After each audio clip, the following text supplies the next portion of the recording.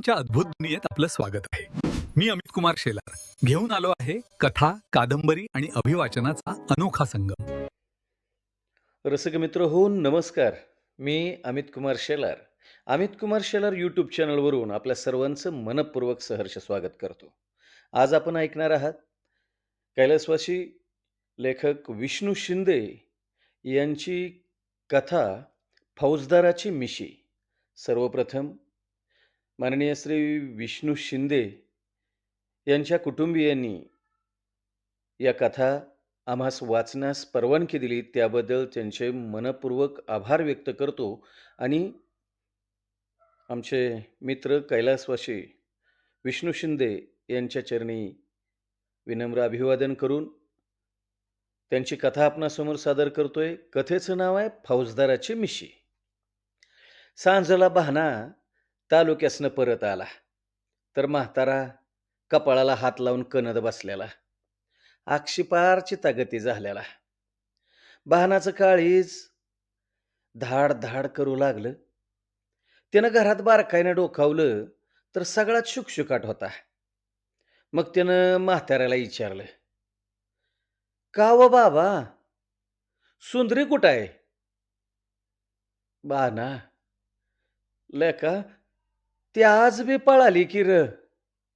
अपराध्यागत चेहरा कसा कसनुसा करून म्हातारा म्हणला, काय पळाली? आणि तुम्ही काय मका राखत होता का? अरे म्या काय करू? हं? तिच्या माग पळायला म्या काय आता तरणा ताटा हाय वय? अरे भर दुपारपासनं पाण्याला निघाली तवा चालवना तरी बी म्या तिच्या माग गेलो पाणवट्यावर. म्या बाहेरनं येते अशी म्हणली आणि दिला. हो बल्ल्या. आणि काय? तसा बहाना डोसकं धरून खाली बसला. त्याच्या डोसक्यात विचाराचं काहूर माजलं. अहो लगीन होऊन आज पुरं 3 वर्ष झाली ती. किसूरट्याच्या रामू गोळ्याची पोरगी सुंदरा. अहो नावाप्रमाणे सुंदर पोरगी. अहो त्याला दिलेली. अहो पोरगी तर काय अक्षी नाचक्या नव्हती. पण काकडी नांदायलाच तयार नव्हती. अहो लगीन झाल्या झाल्या 8-10 दिवस नव्याचं नवाळ करून ती जी गेली ती पुन्यांदा नांदायला मागतच नव्हती. मग कितीक बैठका झाल्या, कितीक पंचायती झाल्या. रामू गोळ्यावर दोन्हीकडनं दबाव दबाव आणण्याचं काम झालं. तवा तवा तब्बल 10 महिन्यांनी ती कशी तरी आळं-बाळं करत आलती. तिनं 4 दिवस कसंबसं काढलं आणि अचानक अचानक एक दिवस मोका साधून ती आबंधापक्या पळून गेली. मग बहानानं 4 गडी घेऊन तिला आणायचं आणि मग परत तिनं पळून जायचं. असं चक्रावर चक्रा पुन्हा सुरू झालं. अहो सकाळची आणली तर दुपारी फरारी आणि दुपारी आणली तर सांच्याला ती तडीपार व्हायची. अहो बक्कळ उपाय करून बघितलं, दमदाटी देऊन बघितलं, मारून बघितलं. पायात 1.5-2 शहराच्या लोखंडी साखळ्या घालून त्यांना कुलूप ठोकून बघितलं. डोसक्यावर अर्ध्या मानाची चीप निकाल देऊन पाहिलं. पण छ्या, अहो तिचा आपला रामा डोका चालूच. अहो समद उपाय करून बहाना अक्षर रडकुंडीला आलेला. वैतागाच्या भरात त्यानं स्वतःच्याच गालफडात थडा थडा 2-4 चापटी मारून घेतला. तसा कणगीजवळ उकिडवा बसलेला म्हातारा धडपडून उठला आणि बहानाजवळ येऊन म्हणला, बहाना, अरे असं का? अरे च्या मारी गेली तर गेली. अशा 56 उभ्या करू. पर हे असं करून कसं भागल? हा, कसं भागल?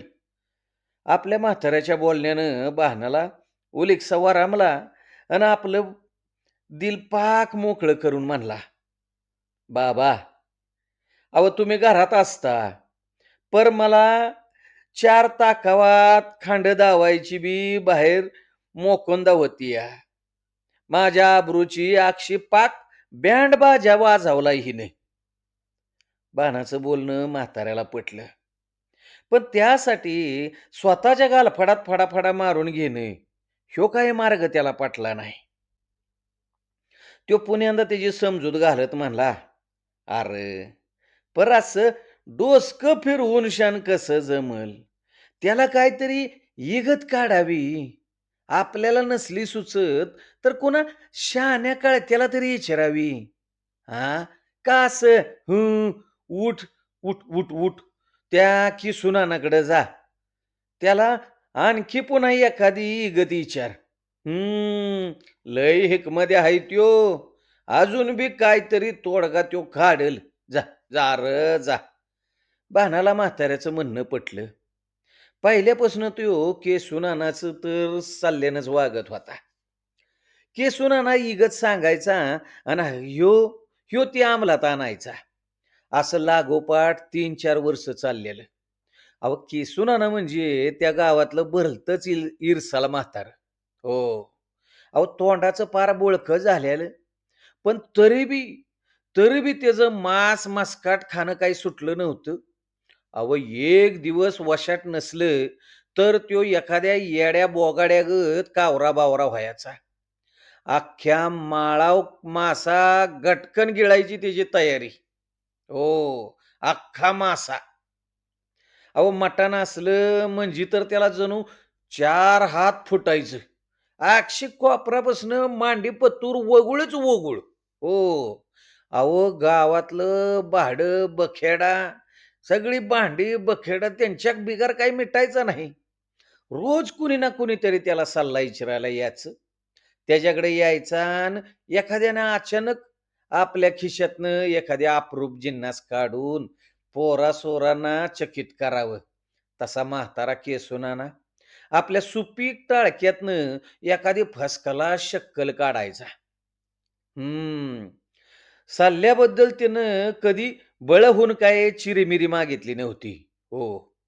तरी सुद्धा समक्ष खुशीचा मामला असायचाच की. कोणी ना कोणी काही ना काहीतरी त्याला खुश होऊन द्यायचंच. मग मात्र ना केसूनानाला नाही म्हणवायचं नाही. तर हा असा केसूनाना.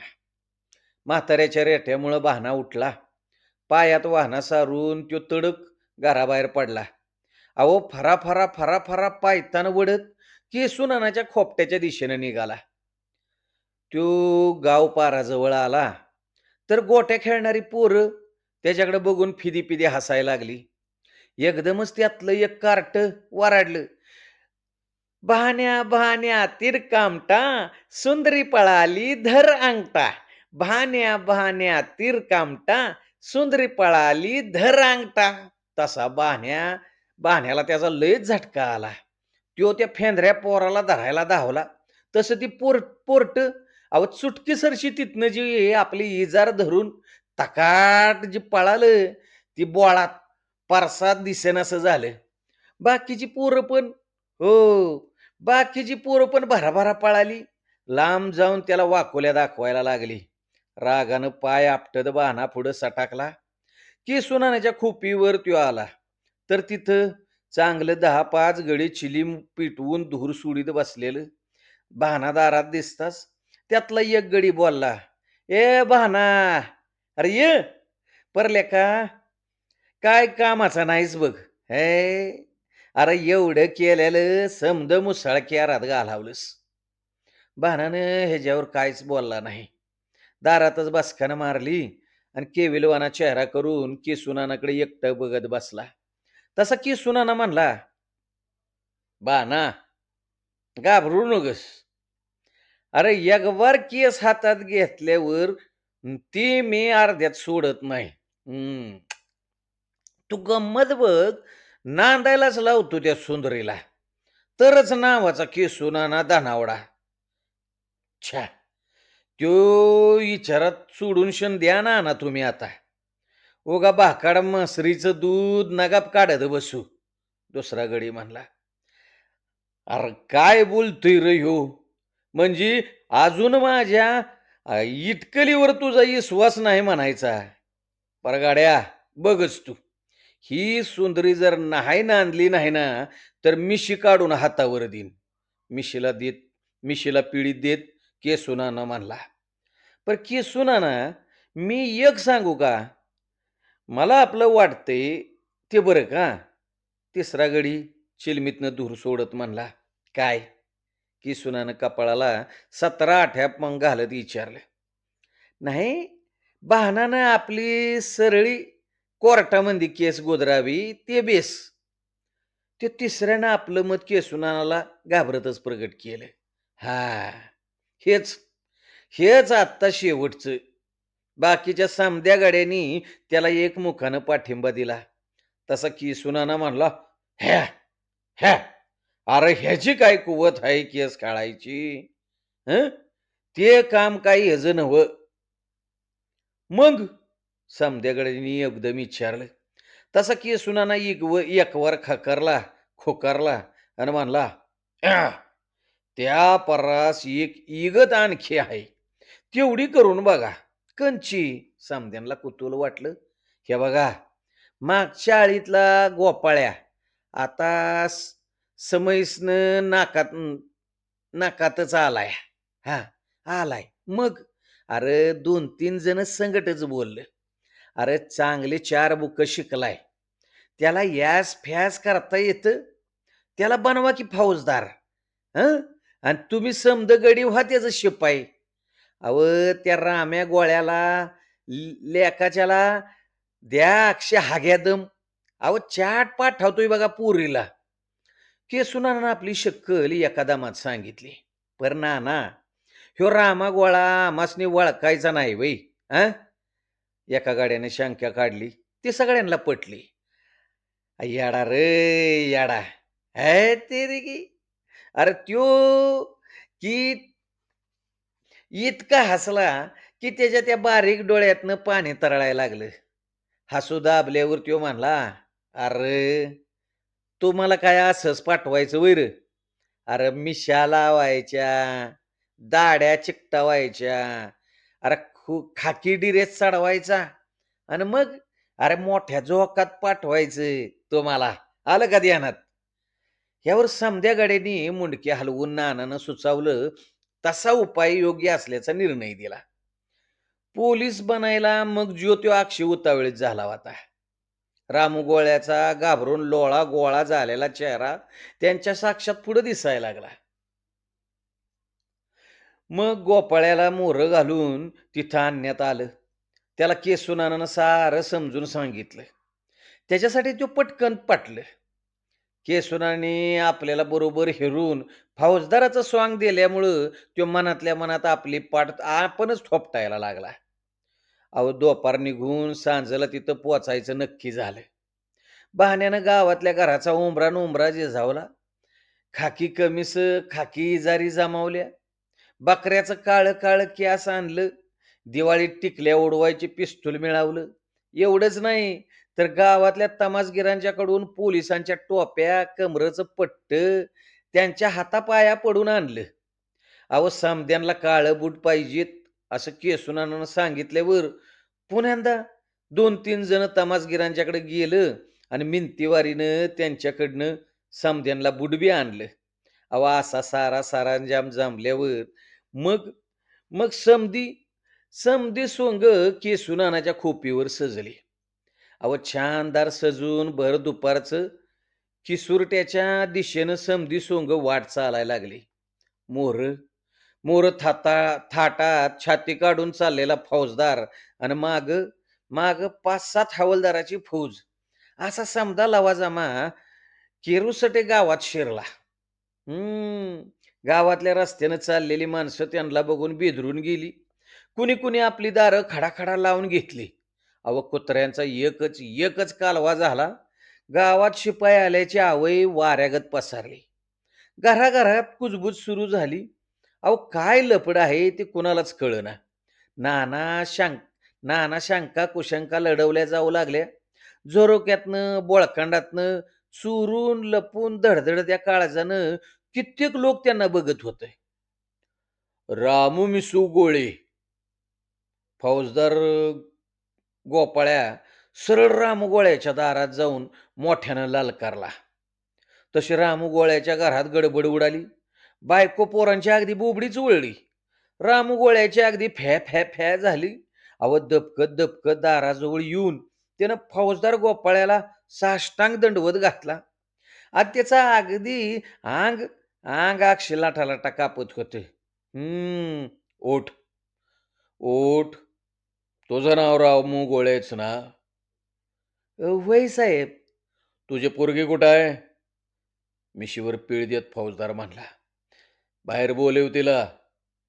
रामू गोळे सुंदरीला बोलवायला आत वळणार त्योच डुईवर पदर नाका पवतर वडत तीच मोहर आली. "ह, हीच माझी पोरगी सुंदरी. काय व?" "व्हय साहेब." "मग हिला तू तिच्या नवऱ्याच्या घरी का पाठवत नाहीस?" "अहो माझं कवाच नाही नाही हो साहेब. पर पर काय? अरे ही तर तुझी कामं नव्हती. हेच नव हवलदार गाडगे ह्या बाडव्याला आणि ह्या नाठाळपुरीला अरेस्ट करा आणि ह्यांना हंटरनं ठोकल्या बिगार ही सोंग वटणीवर यायची नाही ती." "नका नका साहेब. म्या तिला पाहिजे तर उद्या लगी लगी घालवून येतो. पर तसं काय करू नका. आम्ही आबरूदार माणसं आहे." "अरे वा, आबरूदार." फौजदार हसला.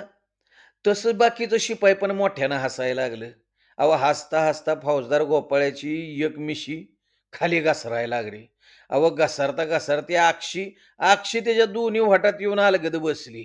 ती त्यानं बिगी बिगी वर खोचून जाग्यावर दाबून दबकून बसवण्याचा लय आयास सायास केला. पण ती काय चांगलीच रुसली होती. अहो काय केलं ती जाग्यावर बसना, बसायचं नावच घेना. त्यामुळं फौजदार बनलेल्या गोपाळ्याची गाळण उडाली. किसुर्ट्याचं पोलीस पाटील, सरपंच अशी मंडळी बरोबर 10-20 लोकांना घेऊन जवळ येऊन ठेपलेली. त्यानं तिरप्या नजरेनं बघितली. गोपाळ्याचं दाभदान आणलं. गोपाळ्याची तशी केविलवाणी अवस्था हेरून बरोबरचे शिपाई बनलेले गडी कोणी बोळातनं, कोणी पांदीतनं, तर कोणी पडक्या बेथाडावरनं जशी वाट मिळेल तसं ते पळत सुटलं. पर ह्या वेळेपावतर गोपाळ्याची दुसरी मिशी त्या पहिल्या मिशीला भेटायला आली होती. तशी त्यानं दोन्ही मिशा ओठामधनं काढून बाहेर टाकल्या आणि ह्यो बाका प्रसंग बघून एक उंच उडी मारली अन "पकडा, पकडा, पकडा हरामखोरांना" असं त्यो इतक्या जोरानं वराडला, की पाटील, सरपंच अगदी मंडळी जागच्या जागी खिळून मोठ्यांदा दचाकली, बुचकळ्यात पडली. फौजदार आणि त्याच्याबरोबरचे शिपाई बनावट होते आणि ते जीवाच्या भीतीनं पळतायत हे लोकांना कळायला आता काय समद्यांनी पार नदी गाठला. तवर लोक आ वासून त्यांच्याकडे बघत होते. त्यातलं पाटील, सरपंच थोडस थोडस होतं. शिपायांना बहुतेक चोर दिसला असावेत. हो, शिपायांना बहुतेक चोर दिसला असावेत असा कायास पाटलाने जेव्हा काढला, तेव्हाच त्यांची तोंड मिटली. दुसऱ्या दिवशी दुसऱ्या दिवशी सकाळी सकाळी रामू गोळ्यानं आपली पोरगी सासरी घालावली. तेव्हापासनं मात्र सुंदरी पुन्हा कधीच माहेरला पळाली नाही. फौजदार गोळ्याची मिशी गेली, पण केसूनानाची मिशी मात्र वाचली. का? अहो सुंदरी नांदायला आली व आणि ती बी कायमची बहानाभर.